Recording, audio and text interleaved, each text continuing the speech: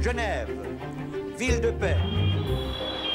Notre État se veut trait d'union au cœur de l'Europe.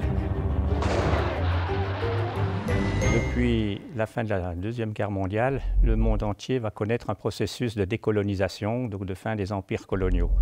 Or, de tous ces empires, la France est celui qui va le plus s'accrocher à ses colonies et va mettre du temps avant d'accepter les indépendances successives. L'Algérie est considérée par la France et par les Français comme territoire français, et ça va être contesté par les mouvements nationalistes, algériens en particulier, qui réclament depuis longtemps déjà l'accession à la pleine souveraineté. Et cela va générer un conflit extrêmement tragique pour les deux parties.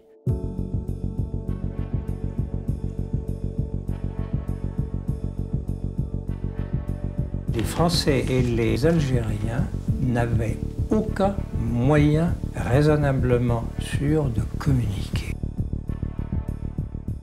Progressivement, De Gaulle va tenter d'entrer en négociation à contre-cœur.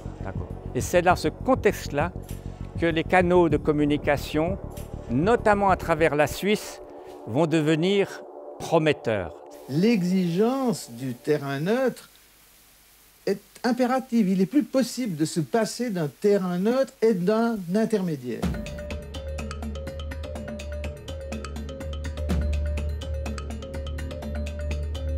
L'intermédiaire sera un diplomate suisse, Olivier Long.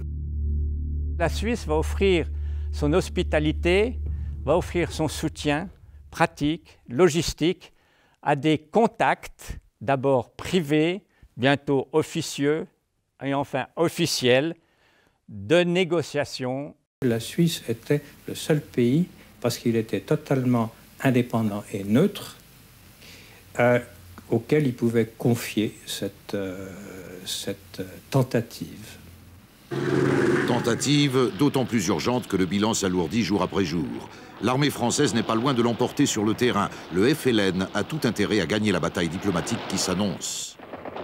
Ces contacts auront lieu dans plusieurs lieux en Suisse pour finalement se lancer dans un programme de négociation ouverte avec tout l'appui de la Confédération, de la logistique, pour permettre aux nationalistes algériens de résider en Suisse, de négocier avec les Français en France. Et donc c'est comme ça qu'on est tombé sur Évian, qu'on a choisi Évian, très proche de la Suisse, pour accueillir de véritables négociations. Les voilà enfin.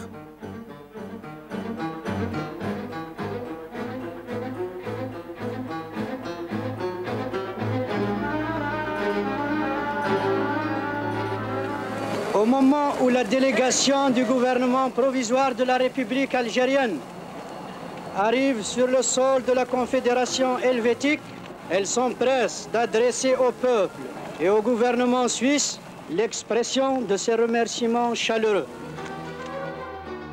Les mesures de sécurité assurées par l'armée suisse et par la police étaient bien nécessaires.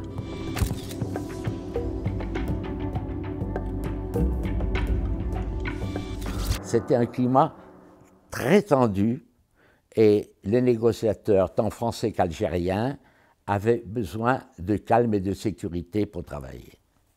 Olivier Long et ses collaborateurs ont organisé l'accueil, la sécurité et le transport des délégués du GPRA. L'émir de Qatar lui a mis à disposition sa propriété de Bois d'Avaux près de Genève. Il fallait garder la délégation qui était dans cette maison. Et tous les matins, il fallait s'assurer qu'elle puisse regagner Évian, où les négociations avaient lieu. Oui, parce que l'hélicoptère venait jusqu'ici. Hein. L'hélicoptère venait devant. J'étais caméraman quand je suis rentré à la TSR. Et alors, je rentre à Bois d'Avaux et naturellement, je filme. Et puis, j'avais mon Leica avec moi et j'ai fait des photos des délégués. Ces hommes étaient accueillants et je sentais qu'ils étaient tendus comme des étudiants qui allaient passer un examen. Une photo souvenir pour fixer cet instant historique et c'est le départ pour Évian.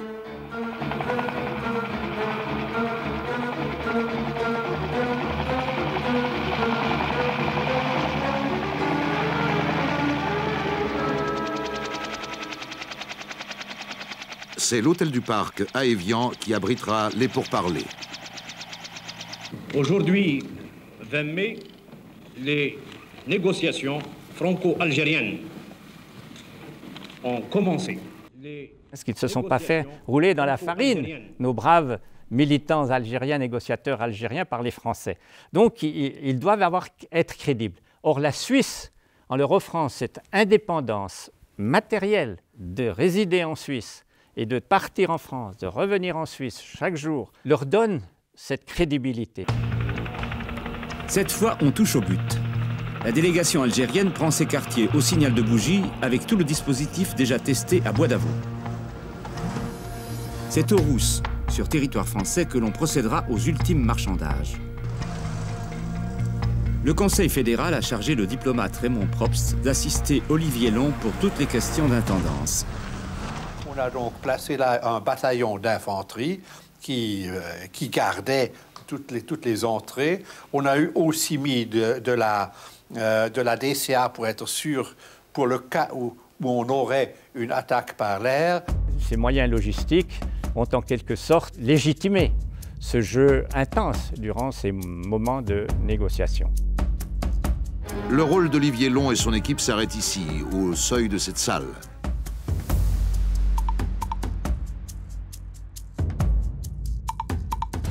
Le 19 mars 1962, à midi, les hostilités cessent. C'était un moment historique. Et un moment historique pour moi, puisque j'étais venu en Suisse en raison de la guerre d'Algérie.